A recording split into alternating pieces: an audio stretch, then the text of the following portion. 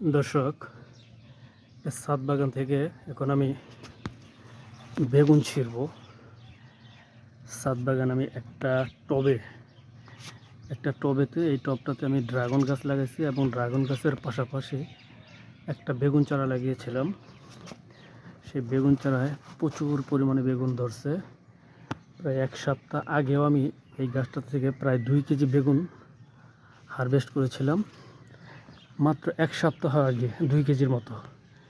এখনও অনেক বেগুন আছে। এই বেগুনগুলো এখন আমি হারভেস্ট করব একটা একটা করে। ঠিক বেশি বড় হলে আবার বাড়তি হয়ে যায়, এটা ছোট থাকতে বাইরে নিতে হয়। এই যে দেখেন, প্রচুর বেগুন ধরছিল, এখনো প্রচুর বেগুন আছে।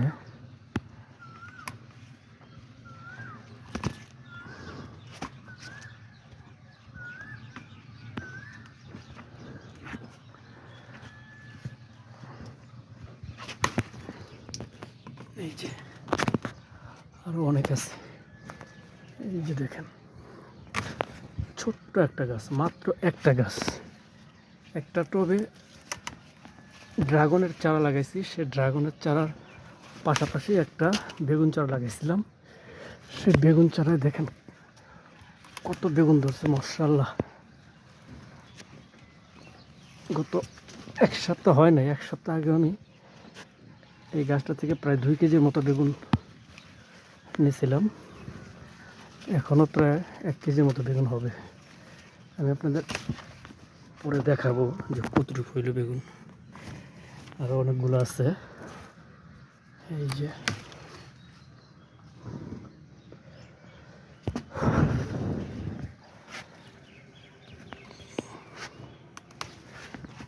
দেখেন, এই যে একটা বড় বেগুন আছে। এই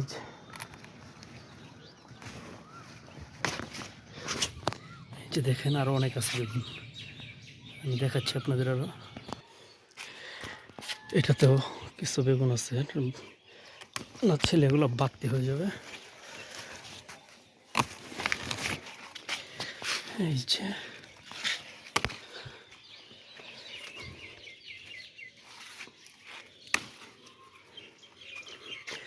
যে দেখেন, এই বেগুনটা পেকে গেছে। এই বেগুনটা বিছন রাখা হয়েছে, পেকে হলুদ হয়ে গেছে বেগুন। এই যে আরো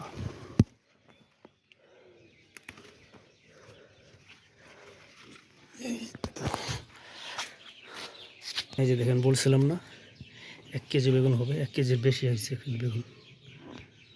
দেখছেন, 1 কেজির বেশি হবে এখানে বেগুন। এই যে দেখেন, একটা টবে থেকে যদি প্রতি সপ্তাহে এতগুলো করে বেগুন পাওয়া যায়, যথেষ্ট না? দেখেন, একটা টব থেকে মাত্র একটা গাছ। এই যে দেখেন, একটা গাছ, একটা টব। এখান থেকে এই বাগানগুলো আমি সংগ্রহ করলাম প্রায় এক সপ্তাহ আগে।